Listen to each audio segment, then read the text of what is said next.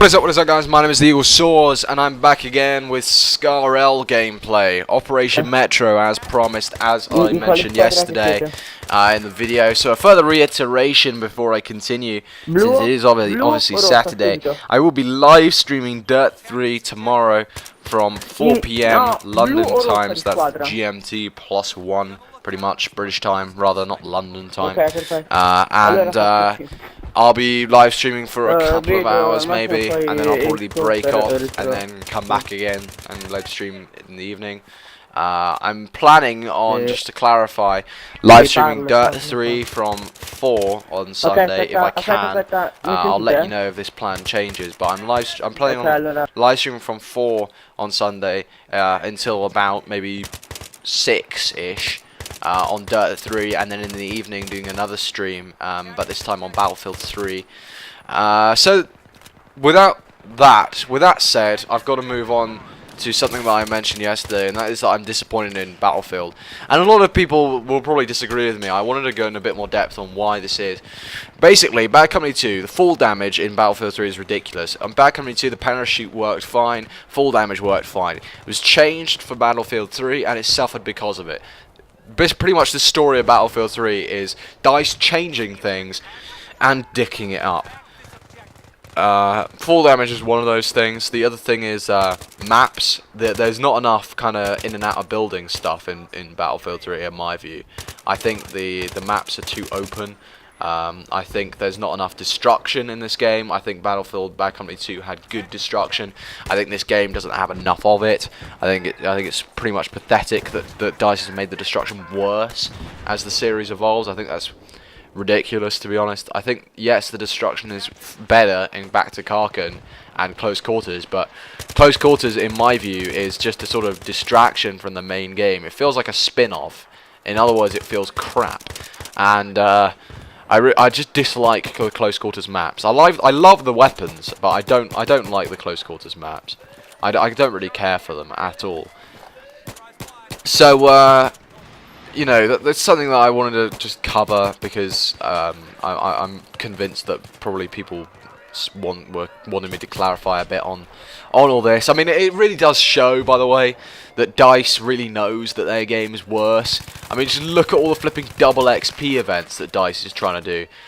I love how premium members next week, you know, they tried double XP weekends, didn't do the job, didn't get people back into Battlefield. So they're having a double XP week, let alone a don't forget double XP weekends. They're having a double XP week. Why? I don't understand this. Basically, what's going to happen in this is my score per minute is going to go up to about 1,000, and yeah, and it'll be banterous, and I can be like, yeah, I'm so MLG pro, look at me, even though I'm really not MLG in any way, and it'll be fantastic, maybe. But I mean, I think double XP weeks shows desperation. I think it genuinely shows desperation, and that concerns me a bit, because I think DICE kind of realizes their game is dead.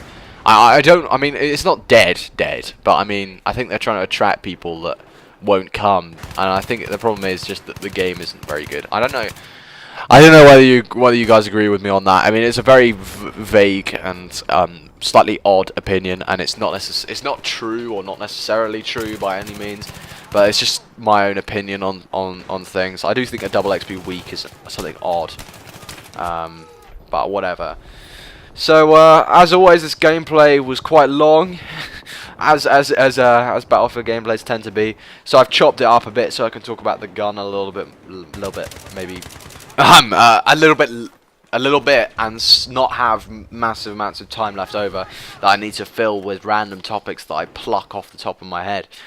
Lovely stuff. I mean, I really do like this gun. I am covering, of course, a Scar, as I've already mentioned. You probably will notice that my gameplay is a little bit more defensive than I normally am. That's because the Scar has a ridiculously low rate of fire. It's a long-range gun. It's obviously a long-range gun, and as such, it's something that it's a long-range gun. So you have to be defensive. You have to keep your engagements to the long range, and you will demolish. You will absolutely demolish. So let's get into the gun statistics as a whole. But before I do that, I want to talk about this gun and what it is, because I don't know if you remember, but before one of the more recent patches, the M16, I used to call the M16 the laser gun, because you basically put your sight on a target, spray out 30 bullets, and they'd all hit the target because the gun was a laser. It had very limited recoil, and you could just spray and it would go in one spot, and it was fantastic. They then nerfed the gun, which I'm not surprised at because it was a laser and it was ridiculous. And they started and they increased the recoil, so it had more recoil and it was a little bit harder to control. They also increased the recoil to the right, so it recoiled more to the right and was a little bit harder to hit targets at longer ranges. The Scar L, I think, has taken up that role as the laser gun. I mean, yes, the M16 has a rate of fire of 800. This only shoots at 620 rounds per minute, and that is a lot less. It's even, I think it's even less than the L85, which fires at a 650 round per minute rate of fire, as far as I'm aware. Yep, 650 round per minute, which is like, I think it's a low rate of fire, so it's not the strongest weapon at closer ranges. Yeah, at longer ranges, it's a tank though, because of the following reason: its recoil pattern. Again, recoil patterns are given in these commentaries as figures relative to the other guns, relative to everything else, and they're not specific figures with any particular unit or anything like that. They're just figures relative to each other. So the M16 does a recoil left, up, and to the right, respectively, so in order, 0.1, 0.25, and 0.3. So as you can tell from that, it recoils slightly to the right, and it has a 0.25 upward recoil as well. So it recoils up and to the right. Scar L, on the other hand, has a left, up, and right respective recoil pattern of 0.23, 0.2, and 0.23. It's got even recoil to the left and right, which is the important bit, which means it recoils just up. It doesn't recoil to either side, it recoils up, straight up, and it recoils up 0.2, so it recoils up less than the M16 does now. It is a laser. The shots are on target. If you burst fire even a limited amount, if you do like 8 round bursts even, every single target will hit. It is such an accurate gun. I love this gun so much. I was a big fan of the L85 when it came out as part of the Back to Karkin expansion pack, and now there's another gun that's pretty similar coming in another expansion pack, although ironically it's coming in the close quarters expansion pack, which is odd because this gun is not really, I mean, you can use it in close quarters because it's so accurate. I mean, it's such a beautiful gun to use at any range pretty much, but it's not the most ideally suited weapon to use in close quarters, considering the rate of fire and the fact that the damage model is identical to all the other assault rifles. So it's a bit odd that it comes with as part of the close quarters expansion pack, but I still love this gun. I think it's awesome. I think it's so accurate. I mean, just look at that kill that I just got right there. Such accurate gun. All the shots just went right on target, straight through. Great kill there. I mean, it's a really nice gun because it recoils upwards, but less than the M16. Probably one of the lowest recoils in the game, and it doesn't recoil to either side, so it's really easy to keep all your shots on target, really controllable, and it really takes up that role as the laser.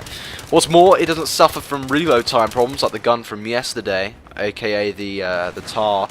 Obviously, the M16 sets the benchmark as far as reload times go, with the 2-second reload time when not empty with 1 round chambered, and the 2.37 second reload time when empty.